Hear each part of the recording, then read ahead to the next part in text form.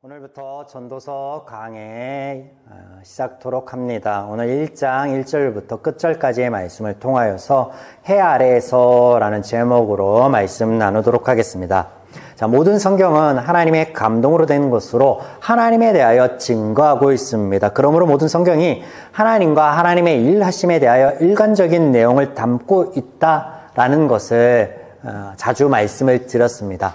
때문에 이 성경은 한 구절 한 구절이 우리에게 참 선하고 유익이 되겠지만 또 이 부분적인 것보다 전체 안에서 볼 때 새로운 은혜들이 있다라는 것을 말씀을 드립니다. 오늘 전도서 역시 잠언과 함께 볼 때에 그 의미를 더 깊이 묵상할 수 있게 될 것입니다. 잠언 31장 30절에 끝절에 이렇게 말씀하시죠. 고운 것도 거짓되고 아름다운 것도 헛되나 오직 여호와를 경외하는 여자는 칭찬을 받을 것이라 라고. 그래서 여기 헛되다라는 표현이 등장하는데 이 표현이 전도서 안에서 가장 많이 사용되는 단어입니다. 잠언에서 말씀하시는 고운 것과 아름다운 것은 사람들이 보는 것, 사람들의 시각, 외형적인 것들을 의미합니다. 이런 것들의 헛됨을 표현하고 있는 것으로 전도서 안에는 죄인의 삶이 헛됨으로 표현되고 있습니다. 전도서, 본서의 제목은요, 1장 1절에 코엘렛이라는 용어에서부터 시작되는데요. 의미는 회중들을 모으는 자, 나아가 회중 앞에 강연하는 자라는 의미를 갖습니다. 전도자라는 말에는 종교적 색채가 짙게 배어 있는데 도를 전하는 사람이라는 의미이기 때문이죠. 이런 의미를 반영한다면 전도서라는 성경의 제목보다는요, 솔로몬의 강연 정도로 표현하면 좋을 듯 싶습니다. 참고로 정확한 것은 아니나 대부분의 주석가들이 전도서의 저자로서 솔로몬을 보고 있습니다. 100%는 아니다라는 것이죠. 뭐 솔로몬이든 아니든 주제를 우리가 나눔에 있어서 큰 영향은 없는 것 같습니다. 본서의 주제는 해 아래 모든 삶이 헛되다라는 것인데 해 아래라는 표현이 이 헛됨과 더불어서 전도서 안에 가장 많이 등장하는 표현인데요. 29번 사용되고 있고 이와 비슷한 의미로 하늘 아래서 혹은 천하라는 표현도 3번 등장하고 있습니다. 이는 공간적인 배경을 의미하는 거예요. 해 아래. 공간적인 의미를 배경하는데 히브리인의 사고 안에서요. 하나님께서는 신적인 존재는 하늘에 거하고 그 하늘 아래에는 인간들이 살아간다라는 그런 사고를 방영하는 표현이라 할 수 있겠습니다. 즉 죄인들이 살아가는 실체적인 공간 그리고 나아가 삶을 의미한다라고 보면 되겠습니다.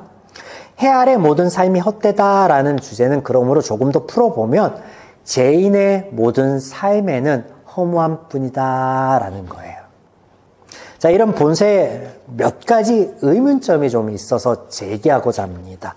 첫 번째는요, 모순된 표현들이 자주 등장한다라는 거예요.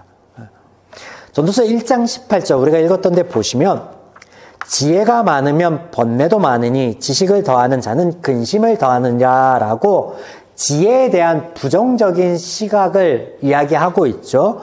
그런데 전도서 7장 11절에 가면요. 긍정적인 사고의 이야기를 합니다. 지혜는 유산과 같아서 아름답고 햇빛을 보는 자에게 유익이 됐다라고. 그렇다면 이 지혜가 유익하다라는 거예요? 지혜가 소용이 없다라는 거예요? 헛되다라는 거예요? 종잡을 수가 없죠.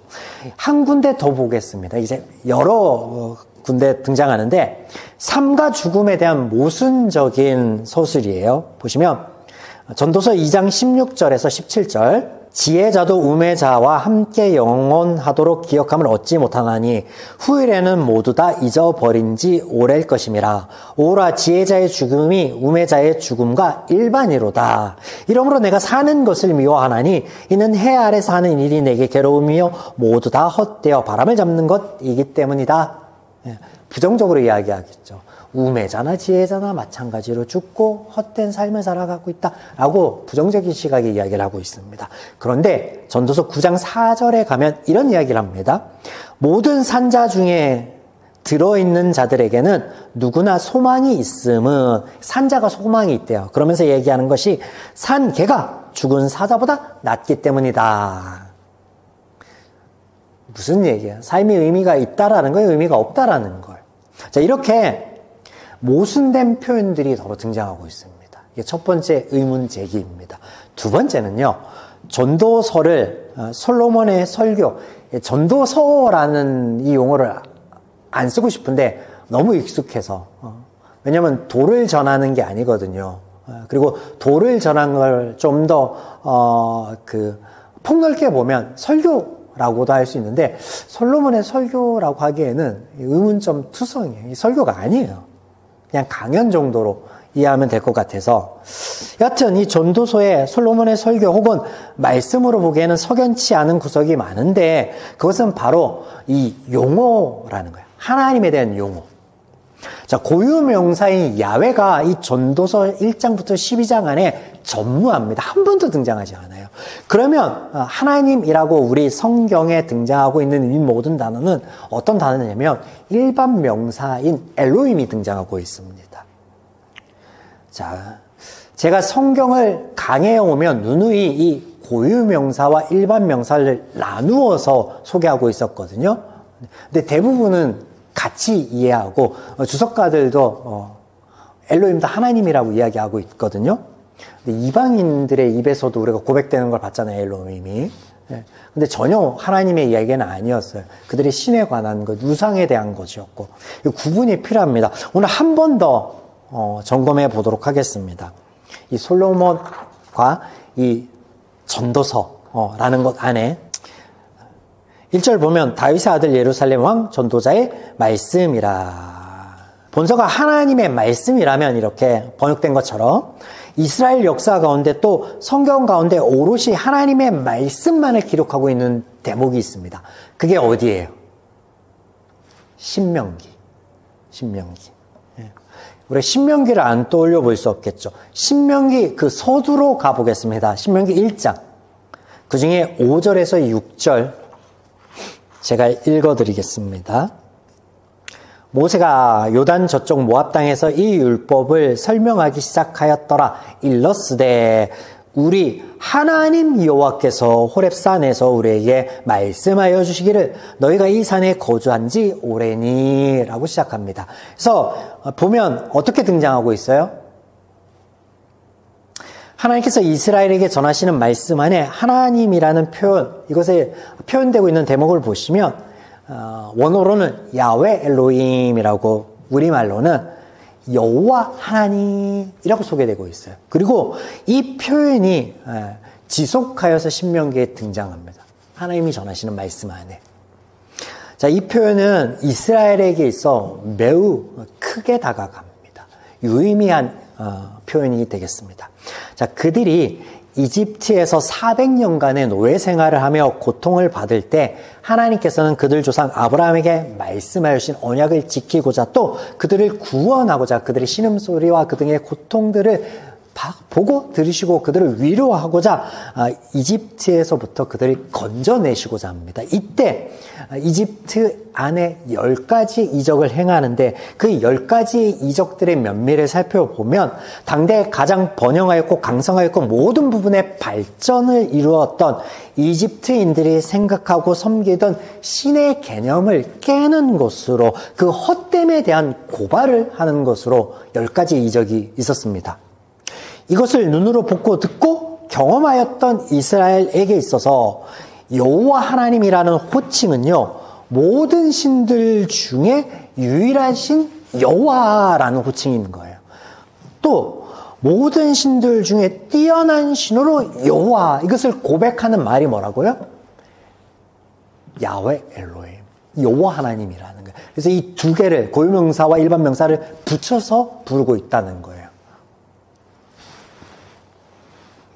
그래서 앞서 말씀드렸듯이 약속의 땅을 앞에 두고 신명기에서 하나님께서 그들과 언약을 맺었기에 그들이 지키고 스스로 따르겠다 하였기에 하나님의 말씀을 들려주시는데 이 말씀에서부터 이후로는 계속 이런 표현들이 등장하는 거예요. 말씀 쭉 이어지는 거예요. 신명기에서.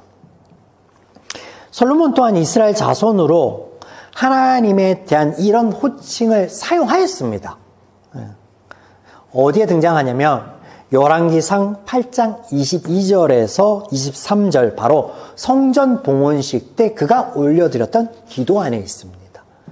읽어드립니다.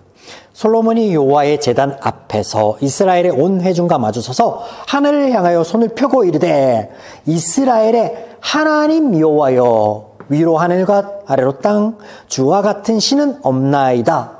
이 표현이 뭐라고요? 두 글자로 여호와 하나님이라는 거예요. 온 마음으로 주의 앞에서 행하는 종들에게 언약을 지키고 은혜를 베푸시나니 쭉 이어지죠. 네, 솔로몬의 기도에서도 등장하였습니다. 네, 솔로몬의 저서라고 많은 사람들이 인정하고 있는 전도서 안에 그런 표현이 한 번도, 아니 야훼라는 단어 자체가 한 번도 등장하지 않는다라는 것은요 의미가 있겠다. 또 잠언에서는요 지혜이신 하나님을 소개함에 있어서 고유명사인 여호와에 대해서 기록하고 있다, 표현하고 있다라는 것을 우리가 살펴보았잖아요. 그죠? 잠언 또한 솔로몬의 지혜의 말씀인 것을 이상하잖아요. 그런데 본서에서 한 번도 등장하지 않는다. 한 번 더 강조해 봅니다. 자, 전도서 끝에 다다를 우리의 결론은요, 이미 우리가 알고 있는 것과 사뭇 다르지는 않습니다. 그러나 앞서 이렇게 제가 언급드렸던 모순된 표현들이나 호칭에 대한 고찰은 우리로 하여금 이 전도서의 본문 안에 더욱더 깊이 있는 묵상과 하나님의 은혜를 발견하게 할 것입니다. 자, 이제 본문을 조금 보시겠습니다.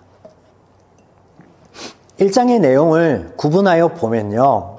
2절에 인간 삶의 총체적인 헛됨에 대한 기술을 시작으로요. 3절부터 8절까지는 헛됨의 다양한 상황들을 열거하고 9절부터 11절까지는 해 아래 새 것이 없음을, 새 것을 만들어낼 능력이 없음을, 그리고 13절에서 18절까지는 지혜의 추구함에 있어서도 그 결과는 허무함을 말하고 있습니다.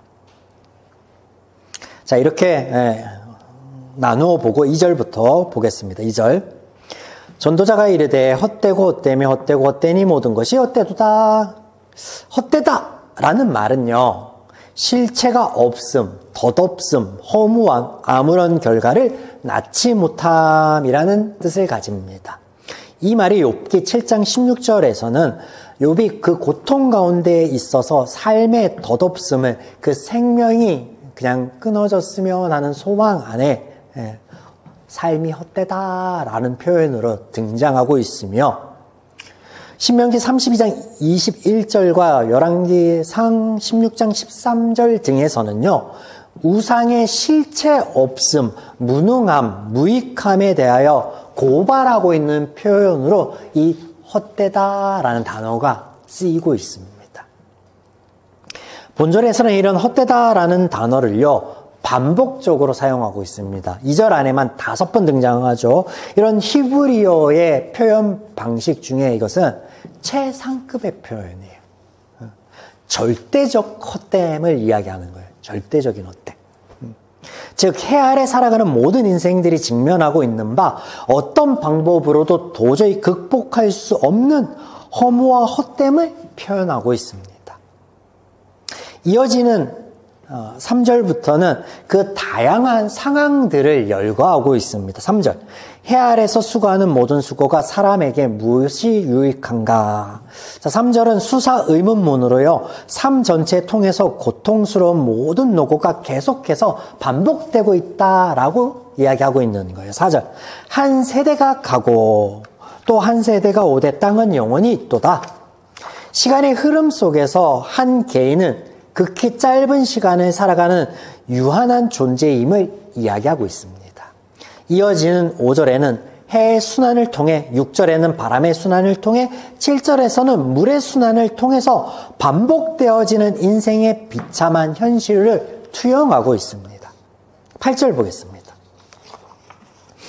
모든 만물이 피곤하다는 것을 사람이 말로 다 말할 수 없나니 눈은 보아도 족함이 없고 귀는 들어도 가득 차지 아니하도다.